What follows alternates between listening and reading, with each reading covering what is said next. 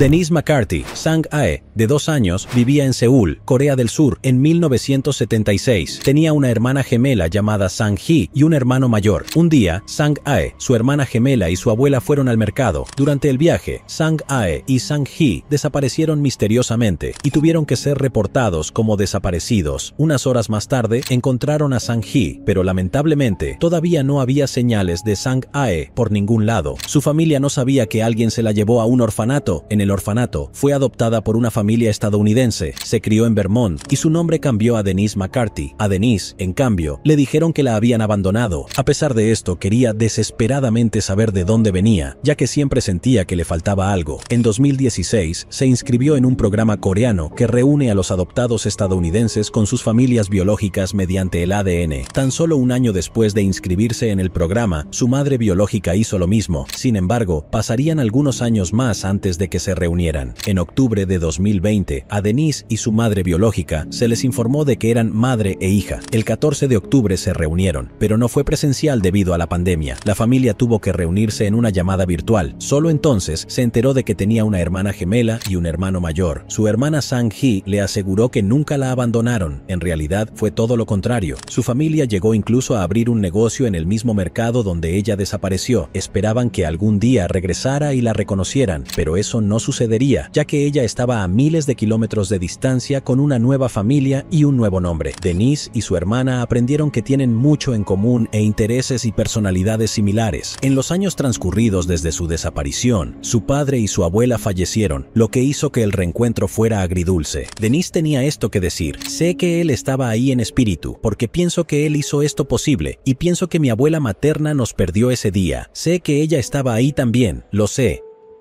Rebecca Gould, de 22 años, era estudiante del Northwest Arkansas Community College en Fayetteville. En septiembre de 2004, había estado visitando a sus amigos en Guion, un pequeño pueblo a orillas del río White. El 22 de septiembre, Rebecca dejó a su novio en el trabajo antes de ir a una tienda en Melbourne, Arkansas. Esa fue la última vez que la vieron. Fue extraño para ella desaparecer, ya que había planeado con su hermana regresar a la universidad. En la casa donde se alojaba, los investigadores descubrieron su vehículo, las llaves del auto, dinero en efectivo y su bolso. Parecía incluso menos probable cuando los investigadores voltearon el colchón y encontraron sangre debajo. 7 días después de que Rebecca fuera vista por última vez, su cuerpo fue descubierto a 5 millas de Melbourne, en un terraplén de la autopista estatal 9 de Arkansas. La habían brutalmente apaleado. Durante 16 largos años, los investigadores trabajaron para descubrir quién había hecho esto. Luego, en noviembre de 2020, la Policía Estatal de Arkansas anunció el arresto de William Alama Miller, residente de Oregón, de 44 años. Ni el motivo del crimen ni el rastro que llevó a la policía hasta él se hicieron públicos en el momento. Sin embargo, hay algunos detalles sobre William que conocemos. En el momento del crimen vivía en Texas, pero se encontraba en Arkansas. Posteriormente, se mudó al condado de Lane, Oregón. Permaneció en Filipinas durante unos años y cuando regresó a Estados Unidos fue arrestado. Dado que puede resultar frustrante que la policía no proporcione muchos detalles, agregaré detalles al comentario fijado cuando se haga pública más información.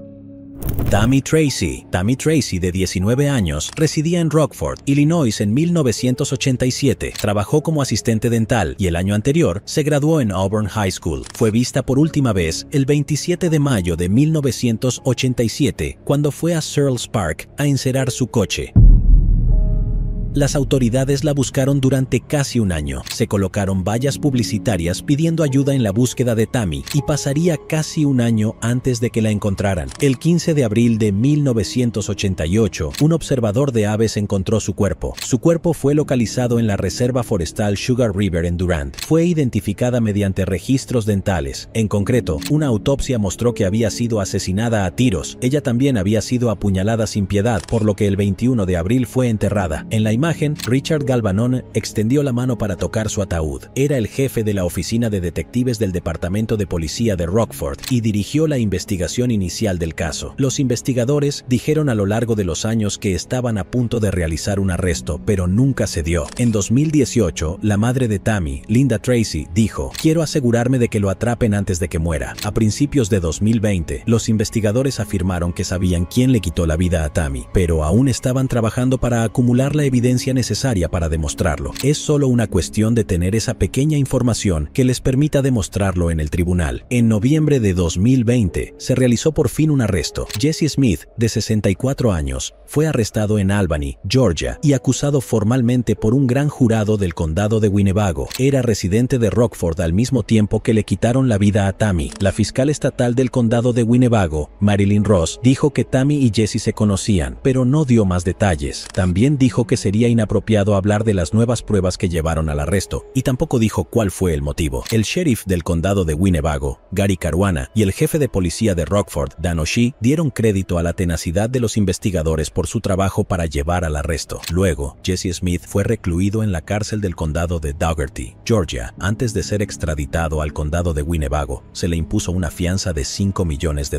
y su abogado, Christopher Durango, dijo que la policía de Rockford se hizo con una carta en una caja de seguridad de una exnovia de Jesse que afirma que él acabó con la vida de Tammy. Dado que la exnovia falleció hace varios años, Christopher dice que cree que la evidencia no es lo suficientemente sólida. La madre de Tammy, Linda, dijo esto en un comunicado después de enterarse del arresto. Nos gustaría agradecer especialmente al Departamento de Policía de Rockford, la oficina del sheriff del condado de Winnebago, la Policía Estatal de Illinois y el grupo de trabajo. Además, quiero dar las gracias a Lamar Advertising y Tricky Enterprise por su asistencia con las vallas publicitarias a lo largo de los años. Nuestro corazón está con ustedes por todas las oraciones, mensajes y llamados. Fueron muy apreciados y desearíamos poder agradecerles a todos y cada uno de ustedes personalmente. Tammy está descansando ahora y les está sonriendo a todos. Por fin estamos en paz.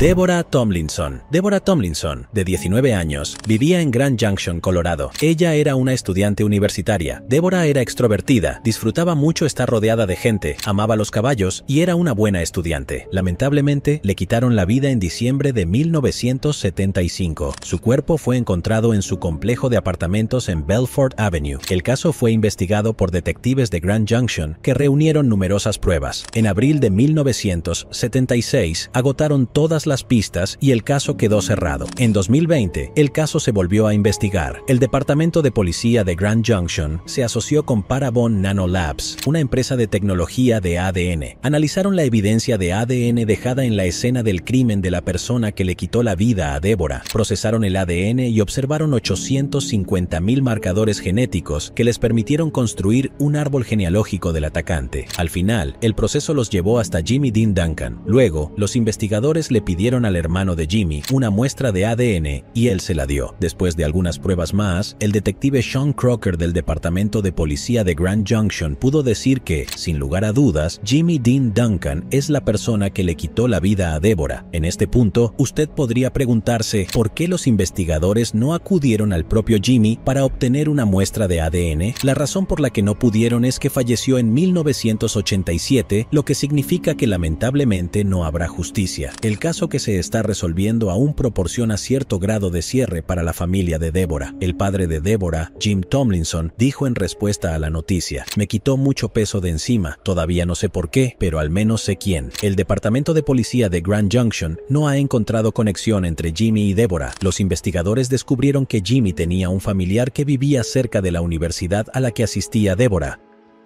Jennifer Watkins. Jennifer Watkins vivía en Colorado Springs. En octubre de 1999, fue contratada como ayuda dietética en un hospital conmemorativo. El 6 de noviembre, Jennifer no recogió a sus hijos de la escuela. Tampoco volvió a casa después de su turno. Esto preocupó a su marido y llamó a la policía. Su mamá también hizo lo mismo cuando no pudo comunicarse con Jennifer. 2 días después, su cuerpo fue descubierto debajo de una escalera en un área del hospital que estaba en construcción. 2 trabajadores la encontraron porque notaron un olor distintivo. Su cuerpo estaba envuelto en plástico y atado con cinta adhesiva. Su autopsia reveló que falleció debido a un traumatismo contundente en la cabeza. Ella también había sido agredida. El ADN del atacante se encontró en la escena del crimen, pero en aquel entonces no se podía hacer mucho con él. El marido de Jennifer, Michael Watkins, fue entrevistado varias veces y cooperó plenamente con cualquier solicitud de los investigadores. Después de una extensa investigación, nunca se identificó a ningún sospechoso y el caso quedó quedó cerrado. Luego, en 2017, los detectives comenzaron a trabajar con Parabon Nanolabs, una empresa de ADN con sede en Virginia. Utilizaron ADN encontrado en la escena del crimen para desarrollar una imagen compuesta del sospechoso. Se creía que tenía unos 25 años en el momento del crimen y tenía ojos azules o verdes. En 2019, se desarrolló un perfil de ADN para la investigación genética en Parabon. Luego, en agosto de 2020, se notificó a los investigadores sobre una posible pista sobre el perfil de ADN desconocido. La persona de interés era Ricky Sever. Tenía 29 años cuando le quitaron la vida a Jennifer. También coincidió bastante bien con el compuesto. Ricky trabajó en el departamento de mantenimiento del Memorial Hospital desde abril de 1998. Fue investigado en la investigación inicial y entrevistado por detectives. Ricky les dijo que estaba trabajando en un turno de noche el día en que Jennifer perdió la vida. Ricky negó haberla visto antes. Los investigadores descubrieron que falleció el 2 de noviembre de 2001 en un accidente automovilístico en la autopista 94, justo al este de Colorado Springs. La Oficina de Investigaciones de Colorado llevó a cabo un análisis del ADN familiar recopilado de los familiares supervivientes de Ricky. Determinaron que más del 99.99% de la población podría quedar excluida. Ricky, sin embargo, no podía quedar excluido. El 1 de octubre de 2020, el caso fue enviado a la Fiscalía para su revisión. En diciembre, los funcionarios determinaron que Ricky era responsable de quitarle la vida a Jennifer. El jefe del Departamento de Policía de Colorado Springs, Vince Niski, dijo en un comunicado: "Después de todos estos años, estamos agradecidos de poder darle a la familia de Jennifer Watkins las respuestas que se merecen".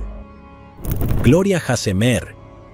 Gloria Hassemer, de 41 años, vivía en Santa Cruz, California, en 1995. Tenía 2 hijos que tuvo que criar sola porque su marido había fallecido. A las 9:45 de la noche del 9 de junio, la policía de Watsonville la arrestó por conducir en estado de ebriedad. Unas horas más tarde, fue liberada. El auto de Gloria fue confiscado, por lo que tuvo que caminar hasta casa o hacer autostop. Sin embargo, nunca regresó a casa y su familia se preocupó. Medía 4 pies y 11 pulgadas de alto y pesaba 100 libras. Gloria fue vista por última vez vestida con una blusa azul y negra, jeans verdes y tenis blancos. Fue vista por última vez alrededor de las 4 de la mañana, caminando por Water Street en Santa Cruz. El día después de su arresto, el 10 de junio, se encontró el cuerpo de una mujer en el río Pájaro, en un cruce a desnivel de la autopista 1. Rápidamente fue identificada como Gloria Hassemer. Los investigadores estaban decididos a encontrar al culpable, pero el caso tardaría muchos años en resolverse. En 2020, el caso se volvió a investigar. Los investigadores del Departamento de Policía de Santa Cruz decidieron utilizar la tecnología del ADN para ayudar a resolver el caso. Utilizaron evidencia de ADN que habían recopilado de la escena del crimen que pertenecía al culpable y la ingresaron en bases de datos públicas de ADN. Sorprendentemente, encontraron una coincidencia. John LaRoche, de 62 años. Esta es una fotografía policial suya de 1996. Tiene antecedentes penales bastante extensos. Los investigadores creen que podría haber más víctimas suyas. Fue arrestado en diciembre de 2020 en su casa de Turlock, California. John se encuentra actualmente recluido en una cárcel del condado de Santa Cruz sin derecho a fianza. La familia de Gloria expresó su agradecimiento a los investigadores en un comunicado. Apreciamos enormemente el arduo trabajo, la dedicación y la compasión que han mostrado a nuestra familia a lo largo de los años. Antoinette Briley, un trabajador de gestión de residuos, hizo un descubrimiento espantoso en Stickney, Illinois, en 2003. El trabajador encontró los cuerpos de 2 bebés en el cubo elevador delantero de un camión de basura. Fallecieron por asfixia. Los investigadores pudieron determinar que reemplazaron el contenedor de basura en un callejón en Stickney. Aunque los investigadores lograron avances, no tenían idea de quién era el responsable de dejar a los bebés en un contenedor de basura. El caso pronto quedó frío. Luego, en 2018, a los detectives se les ocurrió la idea de utilizar la tecnología del ADN para intentar localizar a los familiares de los bebés. Las pruebas de ADN los llevaron a Antoinette Briley, una mujer de Michigan de 41 años, que creían que era la madre. En diciembre de 2020, la policía la detuvo durante una parada de tráfico. Fue entonces cuando confesó el crimen. Esto es lo que ella dijo a los investigadores. Ella tenía entonces 24 años. Antoinette estaba sola en la casa de su abuelo cuando dio a luz a los bebés en una bañera. Los bebés lloraban y ella entró en pánico durante varios minutos. Luego decidió meterlos en una bolsa de lona y comenzó a conducir hasta el hospital. En el camino, sin embargo, se detuvo, sacó a los bebés de la bolsa y los colocó en un contenedor de basura. Luego regresó a la casa de su abuelo, se deshizo del petate, miró la televisión y se fue a la cama. Los investigadores notaron que Antoinette tiene una hija y se aseguraron de que esté a salvo. Este pedazo de basura se encuentra actualmente retenido con una fianza de $15,000 y aún no tiene un abogado registrado. Ethan Eslick. Ethan Eslick, de 1 año de edad, vivía en Dundee, Nueva York, en 2002. Vivía con su hermano Jordan, su madre Kelly y su novio. El 29 de agosto, Kelly encontró el cuerpo sin vida de Ethan en su casa. Llamó a los despachadores del 911, pero ya era demasiado tarde. Según la autopsia, Ethan falleció por asfixia. La policía investigó, pero no arrestaron a nadie y el caso quedó congelado. Luego, en 2018, se desarrollaron nuevas pistas y los investigadores del condado reclutaron los recursos de la Policía Estatal de Nueva York y el FBI en Buffalo. Para entonces, la tecnología de la justicia penal se había desarrollado mucho y la oficina del fiscal de distrito del condado de Yates mejoró sus solicitudes legales y de órdenes de registro también en el caso. En marzo de 2019, se abrió una línea telefónica en relación con el caso si alguien tenía información y quería permanecer en el anonimato. El padre de Ethan, James Eslick, hizo un llamado público pidiendo pistas relacionadas con el caso. En junio de 2020, la policía emitió una orden de arresto contra la madre de Ethan, Kelly Anderson, de 42 años. Fue arrestada sin incidentes en Dundee después de su regreso de Florida. Kelly está detenido en la cárcel del condado de Yates con una fianza de $250,000. Dado que el caso aún está en curso, los investigadores aún no quieren decir qué pruebas específicas llevaron al arresto y tampoco dijeron cuál fue el motivo. Si es declarado culpable, Kelly enfrenta desde 25 años hasta cadena perpetua en una prisión estatal. Bebe April. En abril de 1992, se encontró el cuerpo de una bebé en una bolsa de basura en el río Mississippi. La parte del río donde fue encontrada se encuentra en Moline, Illinois. Los investigadores no tenían idea de quiénes eran los padres. Llamaron a su bebé April y la enterraron en el cementerio de Riverside. El caso recibió mucha atención, pero, a pesar de ello, no se podía hacer mucho. El ADN del bebé se salvó porque los investigadores creyeron que podría ser útil en el futuro. En 2014, pudieron crear un perfil de ADN para la madre de la bebé April. La tecnología de ADN aún no estaba disponible para identificar a la mujer. En enero de 2020, la policía de Moline envió el perfil de ADN a Parabon Nanolabs en Virginia.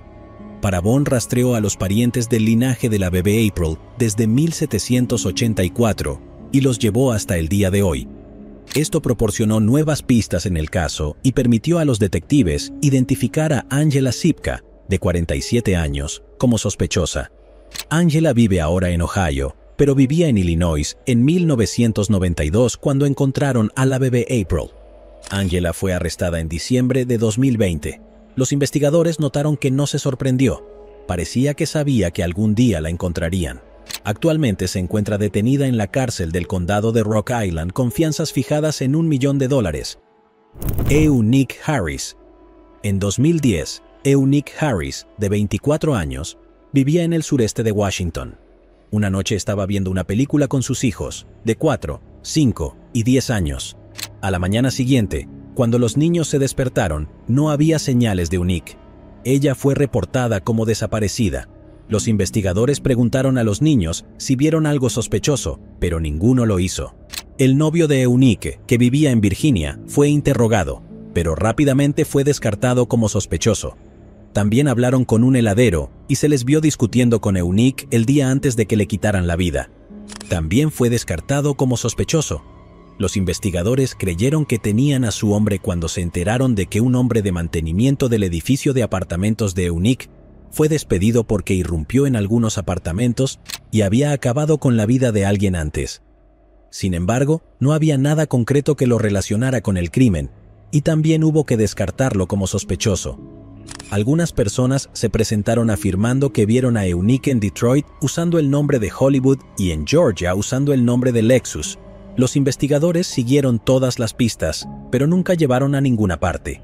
En el sofá de la sala del apartamento de Eunice se encontró ADN de los fluidos corporales de un hombre desconocido. Los investigadores sabían que podría ser útil algún día, por lo que lo guardaron para poder utilizarlo en el futuro. En 2017, uno de los hijos de Eunice le dijo a la policía que recordaba algo que podría resultarle útil. Les dijo que se levantó de la cama en medio de la noche y vio a un hombre en la sala de su casa al que llamó Iceberg. El niño también recordó que Eunice le estaba gritando a un hombre que saliera, y luego de eso, solo escuchó gritos ahogados. Después de algunas preguntas más, los investigadores descubrieron que Iceberg es el apodo de Isaac Moy.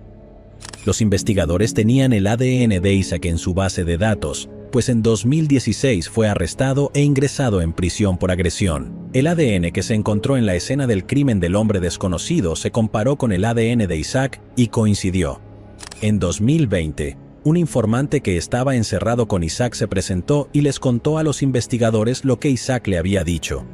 Al parecer, Isaac le habló de una niña desaparecida, y en un momento dijo que la policía nunca lo encontrará porque lo hizo de la manera correcta, por lo que nunca lo descubrirán. Cuando los investigadores interrogaron a Isaac, este contó historias contradictorias sobre cuando visitó el apartamento de Eunice. Isaac llevaba un rastreador GPS en el momento de su desaparición. Los datos muestran que él estaba en su complejo de apartamentos la noche del 9 de octubre cuando ella desapareció, y recién se fue a la mañana siguiente. Los investigadores creen que él le quitó la vida en su departamento y luego llevó su cuerpo a su auto. Isaac, que salió de prisión en noviembre de 2020 por su otro delito, ahora regresa a prisión gracias a los investigadores y a la tecnología de ADN. La mamá de Eunice, Valencia Harris, está especialmente feliz y publicó en Facebook que nunca debes dejar de luchar por tus seres queridos. Cynthia Palacio. En julio de 2003, alrededor de las 7 de la mañana, una madre con su hija pequeña en el coche vio algo a lo lejos que parecía fuera de lo común. Parecía el cuerpo de una mujer. Llamó a la policía. Confirmaron que se trataba del cuerpo de una mujer joven que había sido arrojado en un camino rural no lejos de Slayton, Texas. La mujer fue rápidamente identificada como Cynthia Palacio, de 21 años. Tenía una hija de 2 años en el momento en que le quitaron la vida. Cynthia fue agredida. Los investigadores pudieron recolectar ADN del perpetrador de su cuerpo. Lo ingresaron a la base de datos del CODIS, pero no se pudieron hacer coincidencias. La siguiente pista en el caso llegaría apenas un año después, en 2004. Fue entonces cuando el cuerpo de la compañera de cuarto de Cynthia, Linda Carvajal, fue encontrado en una carretera del condado cerca de New Deal. El ADN recolectado de su cuerpo pertenecía al culpable, lo que demuestra que la misma persona quitó la vida a Cynthia y Linda. Eran compañeros de cuarto, nacieron el mismo mes del mismo año. Ambos tenían 21 años cuando fallecieron, y ambos fueron abandonados en carreteras remotas del condado. Los investigadores creían que el vehículo que arrojó el cuerpo de Cynthia era una camioneta o un vehículo con neumáticos pesados. También creyeron que era el mismo camión que arrojó el cuerpo de Linda un año después. No fue hasta 2020 cuando los investigadores se acercaron más a resolver el caso. Un agente inmobiliario de Waco, Texas, llamó a la policía porque un hombre la estaba acosando. La policía investigó este caso. Fue durante esta investigación que los agentes descubrieron que posiblemente 100 agentes inmobiliarios en alrededor de 20 ciudades y 10 estados habían sido acosados por el mismo hombre. El único problema era que nadie conocía la identidad de este hombre, pero eso pronto cambiaría.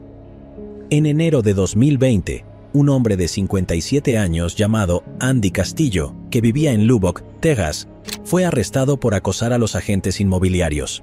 La policía de Lubbock tomó una muestra de ADN de Andy y se dieron cuenta de que su ADN coincidía con el ADN encontrado tanto en Cynthia como en Linda. Andy se encuentra actualmente en la cárcel del condado de McLennan con una fianza fijada en $1,5 millones. Jennifer Sarr. El cuerpo sin vida de un bebé varón fue encontrado envuelto en una manta en una bolsa en Middlebrook Drive el 4 de diciembre de 2008, en el condado de Horry, Carolina del Sur. El bebé recibió el nombre de Baby Boy Horry y fue enterrado en el cementerio Elcrest en Conway. No había señales de la identidad del bebé ni de sus padres biológicos. Los investigadores esperaban que alguien presentara información, pero nadie lo hizo y el caso quedó cerrado. Su ADN se recopiló en 2008 y en 2020 se utilizó para identificar a la madre de Baby Boy Horry. En marzo de 2020, los investigadores confirmaron que Jennifer Sarr, de Pensacola, Florida, es la madre. En 2008, ella era estudiante en una universidad costera de Carolina, en el momento en que se encontró el cuerpo de Baby Boy Horry. Decidieron llamar a Jennifer para informarle que será arrestada. Los investigadores decidieron hacer esto porque la vida de nadie está en peligro y ella tiene 2 hijos pequeños a los que no querían traumatizar arrestando a su madre frente a ellos. Luego, Jennifer fue a Myrtle Beach para que la arrestaran allí. Fue encarcelada en el centro de detención J. Reuben Long en Conway el 4 de marzo de 2020. El padre de Baby Boy Horry también fue identificado, pero no fue arrestado, lo que indica que no tenía ningún conocimiento de lo sucedido. Stacy DeGrandchamp. Stacy DeGrandchamp, de 17 años, vivía en Fort Wayne, Indiana. Ella era estudiante en la escuela secundaria Wayne. Stacy planeaba matricularse en Ball State University y trabajar como tecnóloga informática. El 15 de agosto de 2002, Stacy estaba en una fiesta con sus amigos. En un momento, se peleó con otra chica llamada Harley Bobart. Era muy diferente a Stacy, ya que no tenía antecedentes de pelear o estar involucrada en conflictos. Otras personas en la fiesta interrumpieron la pelea entre Stacy y Harley. Más tarde esa noche, estalló otra pelea entre los dos. Durante la pelea, Stacy retrocedió unos pasos antes de caer al suelo. Los que observaban notaron que su ropa estaba empapada de sangre y llamaron inmediatamente a la policía. La policía de Fort Wayne llegó al lugar y descubrió que Stacy había sido apuñalada. Lamentablemente, ella fallecería a consecuencia de sus heridas. Parecía un caso bastante abierto y cerrado, pero no había evidencia concreta de que Harley fuera quien le quitó la vida a Stacy. Sin embargo, Harley fue entrevistada. Afirmó que la discusión comenzó porque Stacy fue grosera con uno de los amigos de Harley y luego se salió de control. Ella negó tener o haber usado un cuchillo esa noche. Se citó a Harley diciendo que probablemente aterrizó en algo cuando la arrojaron a una papelera de reciclaje. Después del incidente, Harley se mudó a Wisconsin. Los investigadores siguieron numerosas pistas, pero el caso quedó cerrado. En 2019, la policía de Fort Wayne reabrió el caso. Decidieron entrevistar nuevamente a todos los testigos. Esta vez, obtuvieron mucha más información que les ayudaría a resolver el caso después de tantos años. Tras la nueva información, los investigadores decidieron entrevistar nuevamente a Harley. Hablaron con ella durante más de 2 horas. Los investigadores le contaron las pruebas que tenían en su contra. El día después del crimen, Harley le preguntó al encargado de mantenimiento de su edificio de apartamentos qué tan rápido podría rescindir su contrato de arrendamiento si tuviera que mudarse urgentemente. También preguntó si un cuchillo utilizado en un crimen podría conectarse a la escena únicamente mediante mediciones. Una de las personas en la fiesta afirmó haber visto a Harley colocar un cuchillo junto a uno de los autos afuera. Otro había visto a Harley lavarse las manos después de la pelea. Después de escuchar todo esto, Harley decidió confesar el crimen. De hecho, todavía tenía el cuchillo que usó y se lo dio a los investigadores. Se confirmó que este cuchillo que tenía era el que se usó para apuñalar a Stacy. En marzo de 2020, Harley fue arrestada. La familia de Stacy se alegró de recibir la noticia de que se había realizado un arresto. Kimberly Ratliff.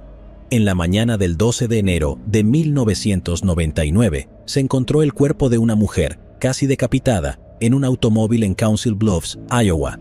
La mujer fue identificada como Kimberly Ratliff, de 22 años. El auto en el que fue encontrada era de ella. Los investigadores determinaron que le quitaron la vida en otro lugar y que la colocaron en su automóvil. Kimberly falleció entre 4 y 6 horas antes de ser encontrada. Los investigadores recogieron prendas de vestir que llevaba al momento del crimen para poder verificar el ADN de la persona que le quitó la vida.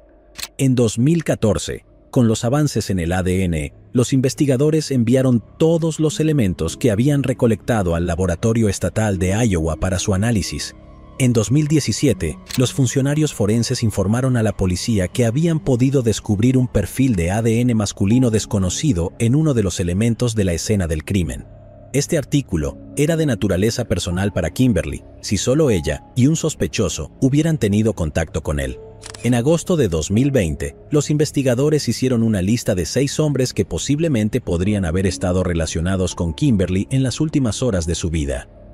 Luego, el ADN de estos 6 hombres se comparó con el perfil de ADN masculino desconocido en el laboratorio. El ADN encontrado en la escena del crimen coincidía con el ADN de Matt Kennedy, de 52 años.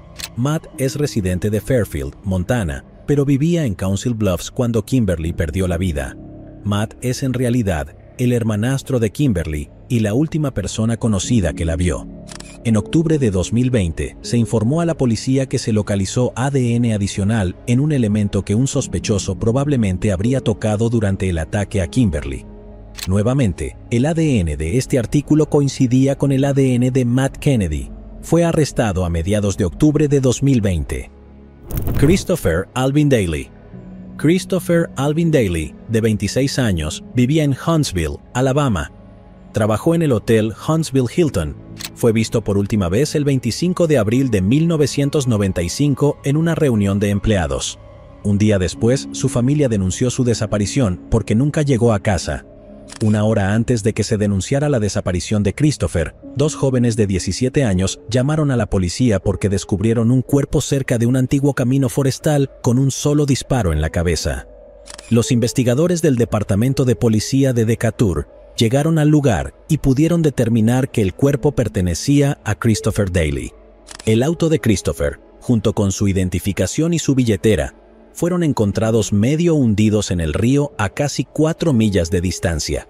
A pesar de una intensa investigación, sin sospechosos, testigos, armas recuperadas ni motivos, el caso pronto quedó congelado. El 18 de noviembre de 2020, un hombre llamado Johnny Dwight Whited llamó al Departamento de Policía de Decatur y ayudó a resolver el caso sin resolver. Dijo que quería confesar haber quitado la vida a Christopher Daly. El detective de policía Sean McAdam se mostró inicialmente escéptico, ya que Johnny no podía recordar qué año era. Sean y otros detectives se reunieron con Johnny para recrear la escena. Johnny les mostró exactamente lo que sucedió e incluso pudo mostrar dónde cayó el auto de Christopher al río. Johnny les dijo que quería confesar ahora que tiene una enfermedad terminal. Mostró remordimiento y se disculpó en numerosas ocasiones. Sin embargo, no es una excusa. Aún así le quitó la vida a alguien y debería haberlo denunciado hace tantos años. La familia de Christopher fue informada. Agradecieron la noticia. No creían que alguna vez se solucionaría.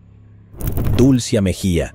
Dulcia Mejía, de 16 años, vivía en el condado de Miami-Dade en 2004. Vivía con su madre, Dulcia Oliva, y su padrastro, Rahul Mada. Dulcia asistió a la escuela secundaria de Miami Beach. Su madre la vio por última vez la noche del 16 de septiembre de 2004. Oliva salió de casa para ir a trabajar poco después de las 5 de la tarde, sin ver cómo estaba su hija.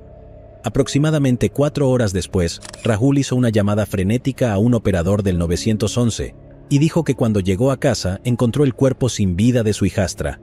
En su declaración, afirma que salió de la casa poco antes de las 8 de la mañana y cuando regresó, unos 90 minutos después, descubrió su cuerpo. Rahul fue interrogado en ese momento, pero negó cualquier participación en el caso. Era bien sabido que él y Dulcia no se caían bien. Rahul tenía heridas visibles, como rasguños y hematomas. Afirmó que se cayó sobre una cómoda mientras llamaba al 911. A los investigadores también les resultó extraño que no hubieran robado nada y que no hubiera señales de entrada forzada. Después del incidente, Rahul y Oliva rompieron y él se mudó a California. Oliva siempre creyó que Rahul es el responsable de lo que le pasó a Dulcia. A Dulcia le habían cortado el cuello. Debajo de sus uñas, los investigadores encontraron ADN perteneciente a la persona que le quitó la vida. Los investigadores lo ingresaron en la base de datos CODIS, pero no se pudieron encontrar coincidencias. No hubo otras pistas y el caso quedó cerrado. En 2020, la tecnología del ADN era mucho más avanzada, y en 2004, los investigadores decidieron tomar el ADN encontrado en la escena del crimen, compararlo con el ADN de Rahul y obtuvieron coincidencias.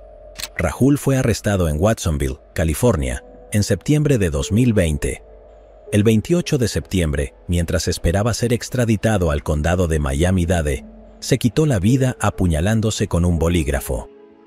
Rhonda Blaylock. Rhonda Michelle Blaylock, de 14 años, vivía en el condado de Surry, Carolina del Norte. Asistió a la escuela secundaria Atkins. El 26 de agosto de 1980, Rhonda y una amiga se subieron a una camioneta azul mientras caminaban a casa desde la escuela. Su amiga llegó sana y salva a casa, pero ella nunca lo hizo. Los padres de Rhonda llamaron a la policía para denunciar su desaparición. Unos días más tarde, el cuerpo de Rhonda fue encontrado en una zona densamente boscosa en Pilot Mountain. La habían agredido y apuñalado. Los investigadores tenían muchas pistas que seguir, ya que sabían que la última vez que la vieron fue en una camioneta azul y un amigo dio una descripción bastante buena del sospechoso. A pesar de todo esto, el caso permaneció en el olvido durante muchos años. En 2015, se formó un grupo de trabajo especial con la esperanza de encontrar al sospechoso. Los investigadores dieron una descripción del hombre. Se llamaba Jimmy o Butch. Estaba en su adolescencia o principios de los 20. El hombre conducía una camioneta Chevy azul modelo de los años 1970 o 1980. En 2019, los investigadores decidieron enviar el ADN del sospechoso encontrado en la escena del crimen a una empresa privada de ADN. Encontraron una coincidencia. Luego, el 2 de agosto de 2019, se realizó un arresto en relación con el caso. La oficina del sheriff del condado de Surry arrestó a Robert James Atkins de Fisher Valley en Dobson. El 15 de diciembre de 2020, Robert, de 64 años, se declaró culpable y fue sentenciado a 21 años por sus crímenes. Lamentablemente, los padres de Rhonda no sobrevivieron para haber resuelto el caso. Gary Herbst. En diciembre de 2017, se encontró un fragmento de un cráneo humano en el camino de entrada de la casa de una persona en el condado de Barron, Wisconsin. El residente que vivía allí dijo que su perro desenterró el fragmento y se lo llevó a casa. Posteriormente se encontraron más huesos humanos en una zona boscosa cercana a la casa. Gracias al proyecto DNA desconocido, los huesos fueron identificados en junio de 2020 como pertenecientes a Gary Herbst. Estaba desaparecido desde 2014. Los investigadores notaron que Gary había sufrido una herida de bala en la cabeza. Localizaron a su familia, su esposa Connie y su hijo Austin. En noviembre de 2020, la policía interrogó a Connie, de 62 años, y a Austin, de 26. Austin confesó que le disparó a Gary y luego planeó un encubrimiento con su madre. Cuando se le preguntó por qué, Austin afirmó que Gary era un padre abusivo. Los investigadores también hablaron con vecinos de la familia, quienes afirmaron haber visto a Connie y Austin fregando y limpiando el piso del sótano justo después de que Gary desapareciera. Los actuales propietarios de la casa permitieron a los investigadores llevar un perro cadáver al sótano. El perro indicó la presencia de descomposición humana. Tanto Connie como Austin fueron arrestados en noviembre de 2020. Evelyn Laverne Mackey. Evelyn Laverne Mackey vivía en el condado de Hernando, Florida, con su nuevo esposo Merle, su hija Kelly y su hijo. Evelyn fue vista por última vez la mañana del 5 de noviembre de 1981, cuando se reunió para desayunar con la familia. Luego, Merle llevó a los niños a la escuela. Esa tarde fue a recogerlos solo. Les dijo a los niños que Evelyn fue a Ohio para cuidar de su sexta cuñada. Pero eso era mentira. Ella no llegó allí y su cuñada no esperaba su visita.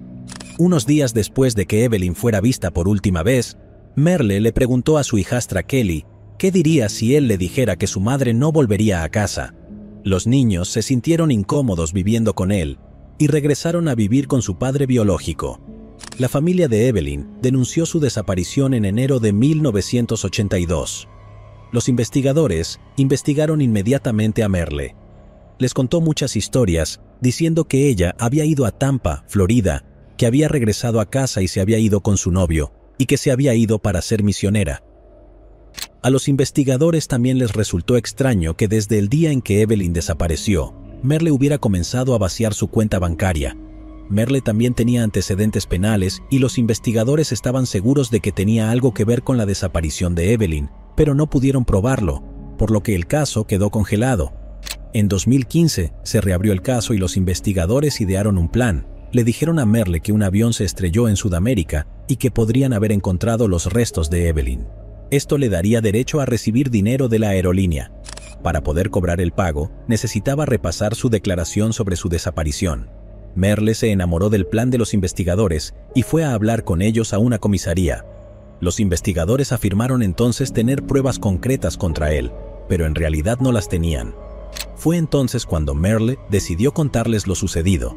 Según él y Evelyn fueron a pescar a Inglis, Florida, y ella se cayó en un muelle y se golpeó la cabeza. Afirmó que ella no respiraba, le ató un ancla al cuerpo y lavó el lavabo. Merle les dijo que les explicaría dónde estaba su cuerpo, pero que no saldría con ellos. Los detectives registraron la zona, pero no encontraron nada. Como fue hace muchos años, es poco probable que la encuentren algún día. Merle se declaró culpable y fue sentenciado a 10 años de prisión. Se cree que la historia de Merle es falsa y que había planeado de antemano quitarle la vida a Evelyn para poder tener acceso a su dinero. Rebecca Peña. El 16 de abril de 2001, unos navegantes encontraron una maleta en el canal del río Biscayne, en Miami, Florida. En el interior se encontraba el cuerpo sin vida de una mujer. Fue identificada como Rebecca Peña, de 26 años.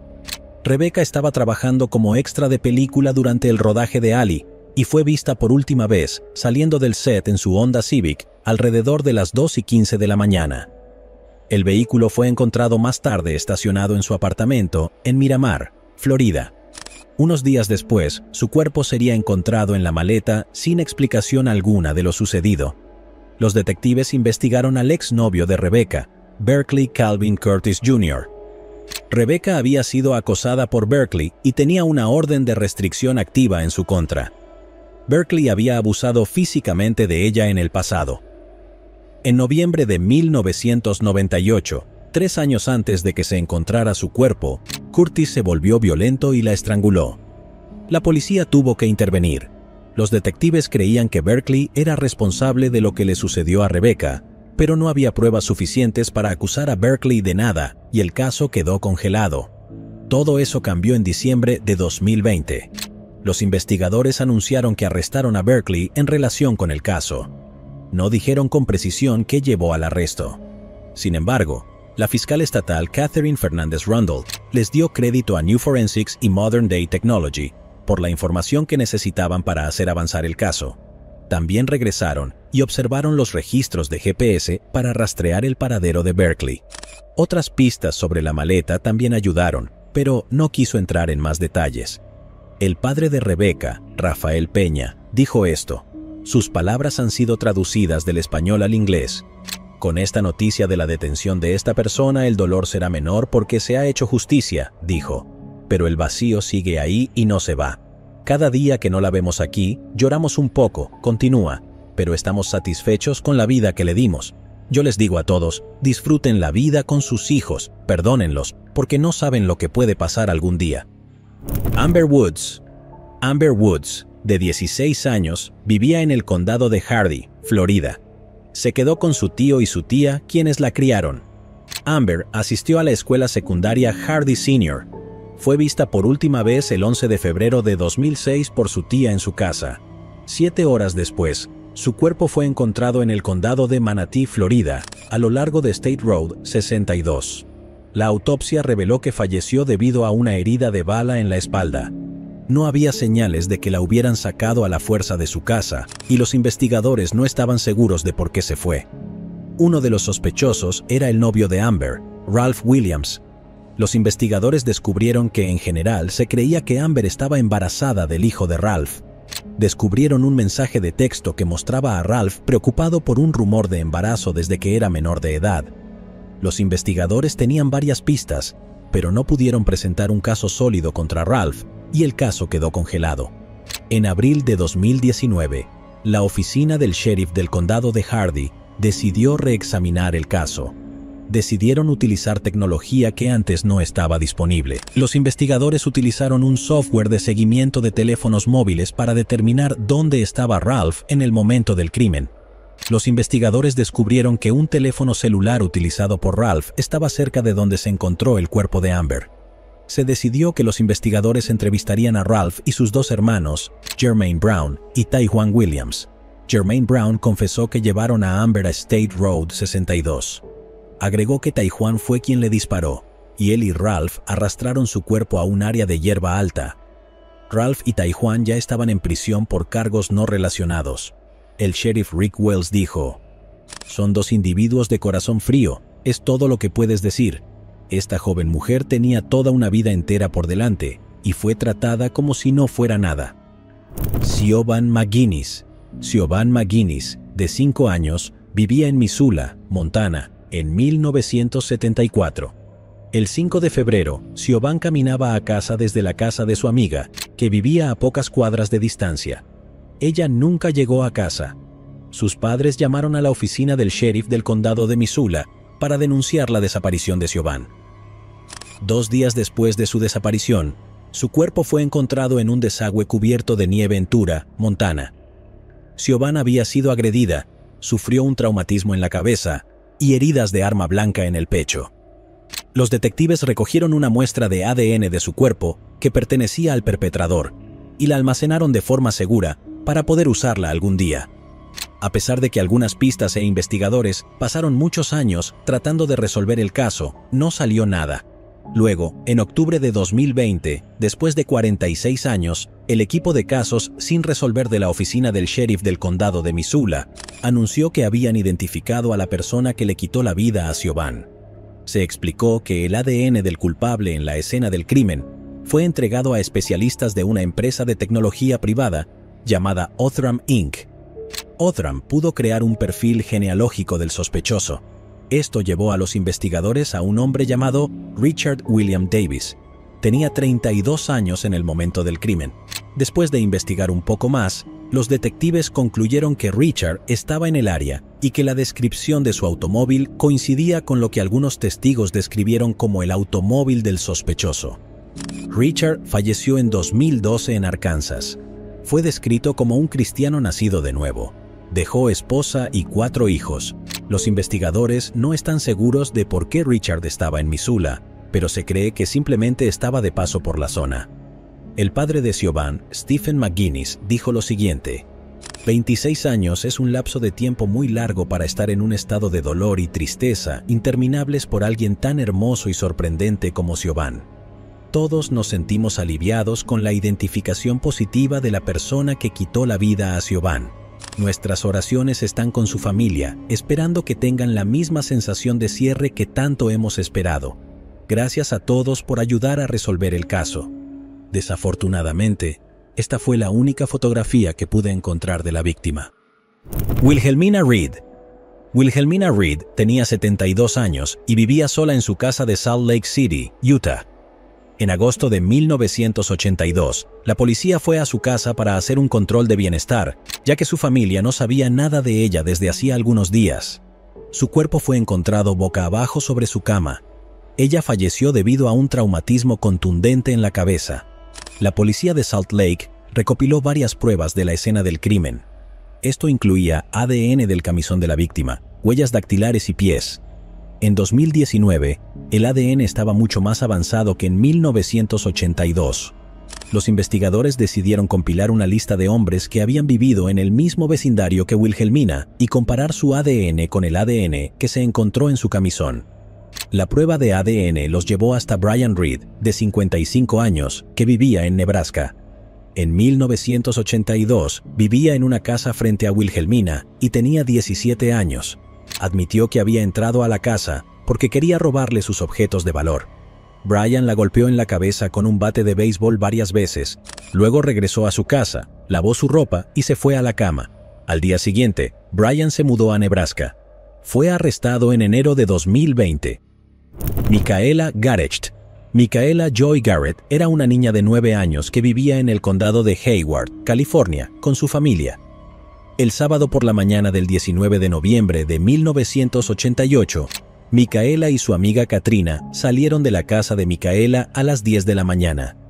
Luego montaron sus scooters hasta el Rainbow Market, que está a unas cuadras de distancia. Dejaron sus scooters afuera de la tienda. Luego los dos compraron comida y refrescos. Al salir de la tienda, se dirigieron directamente a casa y se olvidaron de sus scooters. En un momento se dieron cuenta de que los habían olvidado y regresaron a la tienda. Cuando llegaron allí, se dieron cuenta de que faltaba uno de los scooters. Micaela luego vio el scooter más abajo, en el estacionamiento del mercado. Lo habían colocado cerca de un coche estacionado. Cuando Micaela se agachó para recoger el scooter, un hombre blanco no identificado salió del auto estacionado. Levantó a Micaela y la metió en su auto mientras ella gritaba pidiendo ayuda. Katrina, que fue la única testigo, volvió corriendo a la tienda para buscar ayuda después de ver el coche alejarse a toda velocidad. Notificó a una empleada que llamó a la policía. El empleado describió al secuestrador como un hippie. Sin embargo, esto fue un error, ya que ella lo había confundido con otra persona que había visto conduciendo en el estacionamiento. También dio una descripción incorrecta del auto. Este error solo se dio cuenta casi 2 días después de la desaparición de Micaela. Katrina dio una descripción diferente. Ella dijo que era un hombre blanco de unos 20 años, tenía cabello rubio, medía alrededor de 6 pies de altura y conducía un sedán de fabricación estadounidense. El secuestro de Micaela dio lugar a una de las investigaciones policiales más extensas por parte del Departamento de Policía de Hayward. Recibieron más de 5,000 propinas solo en el primer año. Los investigadores registraron laderas, parques y zonas despobladas en helicóptero y avión. La primera pista llegó cuando se realizó una inspección forense en el scooter de Micaela. Había huellas dactilares de fuente desconocida. Las autoridades creían que las huellas dactilares podrían pertenecer al secuestrador de Micaela. En diciembre de 1992, un preso de Indiana llamado Roger Haggard afirmó haber enterrado el cuerpo de Micaela en el área de Hunters Point en San Francisco. Lo trasladaron en avión a San Francisco para ayudar a los investigadores a recuperar su cuerpo. Después de 8 horas de inspección, el presunto Roger admitió que había inventado la historia. Esto dio lugar a que se añadieran 6 años y medio a su pena de prisión. Recientemente, el Departamento de Policía del Condado de Alameda abrió nuevamente el caso de Micaela. Utilizaron un examinador de huellas dactilares para observar las huellas dactilares encontradas en el scooter. Después de algunas pruebas, las huellas dactilares se relacionaron con un hombre llamado David Misch. El hombre de 59 años estaba en prisión desde 1989. Los testigos pudieron localizar a David en la zona en el momento del secuestro. El jefe de policía de Hayward, Tony Chaplin, dijo: "Este fue un momento agridulce para la familia de Micaela, que todavía tenía esperanzas de que ella estuviera viva antes de recibir la noticia". La madre de Micaela, Sharon Morch, dijo esto: "Me alegro de que se haya identificado el secuestro. Me alegro que haya respuestas. Me alegro de que este hombre nunca pueda lastimar a nadie más". Aimee C. El 17 de febrero de 1984, una persona anónima llamó a la policía en Phoenix, Arizona, diciendo que había visto humo saliendo de un edificio. Sin embargo, cuando los agentes de policía entraron al edificio, no había humo. Encontraron un rastro de sangre que iba desde el frente hasta la parte trasera del edificio. Allí encontraron el cuerpo de Amy C., de 22 años. La encontraron tendida boca arriba y desnuda encima de un saco de dormir. Le golpearon la cabeza y le rodearon el cuello con un cable telefónico. Amy había sido agredida y llevaba unos días fallecida antes de ser encontrada. Los investigadores recolectaron evidencia de ADN, pero no coincidía con nadie en el archivo. No hubo otras pistas y el caso quedó cerrado. En noviembre de 2020, David Casar, de 67 años, fue arrestado en relación con el caso. Los investigadores no quisieron decir cómo identificaron exactamente a David como sospechoso. Sí sabemos que en octubre de 2020 lo interrogaron. Dijo que sabía dónde estaba el edificio y que a menudo entraba para dormir allí. Los investigadores tomaron su muestra de ADN y cuando coincidió con el ADN encontrado en la escena del crimen, lo arrestaron. Actualmente se encuentra detenido con una fianza de $1 millón en una prisión de Phoenix. Llegados aquí, ¿acaso no has visto este otro crimen? Yo no me lo perdería,